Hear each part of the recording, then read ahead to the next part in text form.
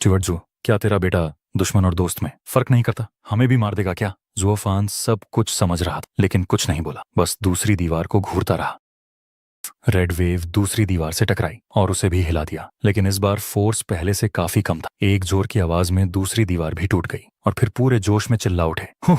उस बच्चे की वेव एक वाइब्रेशन शॉक वेव थी और मेरी वॉइड वॉल ने अलग अलग स्पेस लेयर से उसकी पावर को ब्रेक कर दिया। टेक्निकली दोनों म्यूचुअली एक्सक्लूसिव थे। जुओफान ने लंबी सांस ली। अगर नहीं होता तो उस वाइब्रेशन की इंटेंसिटी से कोई भी इथेरियल स्टेज एक्सपर्ट सीधा खत्म हो जाता। बाकी सबने भी सिर हिलाया, एकदम खुश कि किसी तरह से बच निकले। वेनरेबल बाय ने थम्स अप किया। स्टीवर्ट जो, आप ही हैं जो अपने बेटे को समझते हैं। अगर कोई और होता तो सीधा गया होता, सिर्फ आप ही उसे झेल सकते थे। आखिरकार बाप जो हो। हाँ हाँ हाँ, सब हंस पड़े, लेकिन उस नर्वस एनर्जी के साथ। जुओफान हंसा। हाँ हाँ, ज्यादा तारीफ की जरूरत नहीं। मैं तो अपने बेटे से काफी कमजोर हूँ, सिर्फ इसलिए रोक पाया क्योंकि हम दूर थे और उसने टारगेटेड मूव नहीं मारा। फिर उसने एक लंबी सांस ली। अब समझे क्यों मैं इस बच्चे को बाहर नहीं लाना चाहता था, क्योंकि ये लड़का खुद को भूल जाता है, एकदम टिपिकल बच्चे की तरह। सबने सिर हिलाया और जुओफान की परेशानी को महसूस किया। इतनी तगड़ी पावर एक इमेच्योर बच्चे के हाथ में, ये न सिर्फ दुश्मनों के लिए खतरा है बल्कि खुद अपने लिए भी। स्टीवर्ट जो ने उसे सिर्फ इसलिए निकाला क्योंकि हेवनली साइकिल एल्डर्स ने उन्हें मजबूर।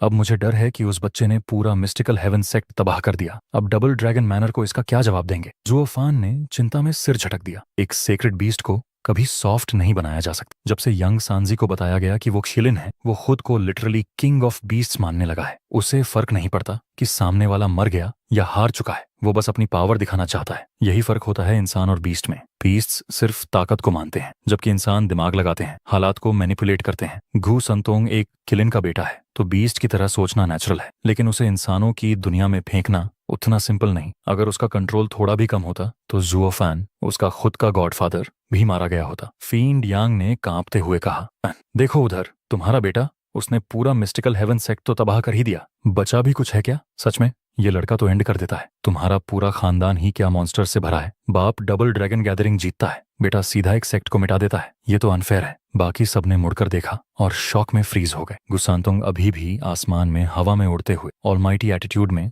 नीचे देख रहा था, लेकिन मिस्टिकल हेवन सेक्ट जो एक टाइम पर शांत और सुंदर थी, अब सिर्फ राख और लाशों का ढेर बन चुकी थी। चारों ओर खून, चीखें, बिखरी हुई बॉडीज, जैसे कोई हॉरर हेल जोन हो। हन च्यानिंग और शुए रोहवा की आंखों से आंसू गिरने लगे। ये उनका घर था। चू चिंगचेंग ने भी मुंह फेर लिया, भले ही वो यहाँ ज्यादा वक्त नहीं रही। डैड, मॉम, मैंने सबको मिटा दिया, और वो भी आधे घंटे से पहले। गू संतोंग मुस्कुराते हुए उनकी ओर उड़ता हुआ आया। बाकी सब तो इतने डरे हुए थे कि उसकी आंखों में भी नहीं देख सके। कौन सा बच्चा एक लोअर 3 सेक्ट को अकेले खाक में मिला सकता है? फींड यांग का दिल घबराने लगा। उसे याद था ये बच्चा उस पर चिढ़ गया था। नॉर्मली वो बच्चों को टीज करता, लेकिन इस बच्चे के सामने no, never. Better safe than dead. अगर इस बच्चे का मूड बिगड़ गया तो सिर्फ आंसू नहीं बहते, खून बहता है। फींड यांग ने नीचे पड़ी लाशों को देखकर पछताया। क्या जरूरत थी मुझे इस बच्चे के सिर पर हाथ फेरने की? जुओफान ने गू संतोंग को देखा और मुस्कुराया। यंग संजी, तूने बहुत बढ़िया काम किया, अब आगे सब मुझ पर छोड़ दे। श्योर? गू संतोंग ने सिर हिलाया जैसे कोई अच्छा बच्चा हो और मुस्कुरा दिया। लेकिन चारों ओर खड़े लोग बस एक ही बात सोच रहे थे, कौन यकीन करेगा उस मासूम सी मुस्कान पर?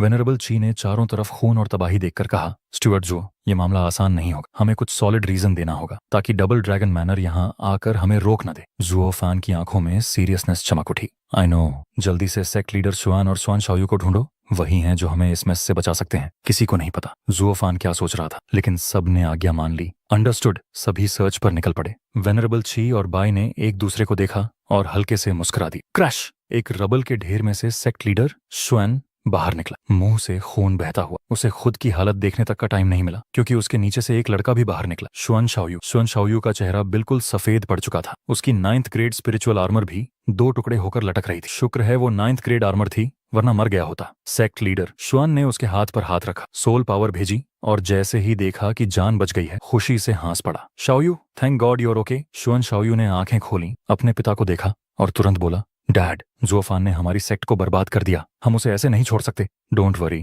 मैं उसे जरूर टुकड़ों में बांट दूंगा तेरे लिए। सेक्ट लीडर शुआन की आंखों में आग थी। शुआन शाओयू ने कमजोर मुस्कान दी। ग्रेट जुओफान, मैं तुझे और जूनियर सिस्टर छिंगछिंग को कभी खुश नहीं होने दूंगा। हाँ, खुद को भी नहीं बचा पाए यंग मास्टर शुआन, और अब भी मेरे और छिंगछिंग की खुशियों की टेंशन है। बहुत थैंक्स। एक मॉकिंग आवाज गूंजी, सभी ने देखा। जुओफान आ चुका था एक सिनिस्टर स्माइल के साथ। सेक्ट लीडर शुआन ने खून थूकते हुए कहा, जुओफान, तू दानव है, तूने मेरी सेक्ट को तबाह किया और अब सामने दिखने की भी हिम्मत रखता है? जुओफान ने आईब्रो उठाया। क्यों नहीं, तेरी हालत देख, अब तू मुझसे लड़ भी नहीं सकता। मिस्टिकल हेवन सेक्ट के एक्सपर्ट्स या तो मर चुके हैं या घायल, और तू खुद भी बचा नहीं है, तो ये एटीट्यूड किस बात का? जुआन का खून फिर से उबल पड़ा और फिर वो फिर से खून थूकने लगा। जुओफान ने कंधे उचकाए। देख लिया, अब तेरे पास कोई ताकत नहीं बची, तेरी जान अब मेरे हाथ में है। साफ कह रहा हूँ, तुझे जीने देना है या मारना है, ये मेरे मूड पर डिपेंड करता है। तेरे पास कोई चॉइस नहीं। सेक्ट लीडर श्वन चुप हो, बस होंठ काटता रहा। Pure humiliation. एक सेक्ट लीडर होकर आज वो सबसे बड़ा लूजर बन गया था। दुश्मन उसे मॉक कर रहा था और उसके पास कुछ कहने तक की ताकत नहीं थी, क्योंकि सब सच था। वो पावरलेस था। डीमन स्कीमिंग सेक्ट के लोग उसे देख हंसने लगे। हंचेनिंग और बाकी लड़कियां बस चुपचाप सांस भरती रहीं। ग्रेट मिस्टिकल हेवन सेक्ट आज पूरी तरह से बर्बाद हो चुकी थी।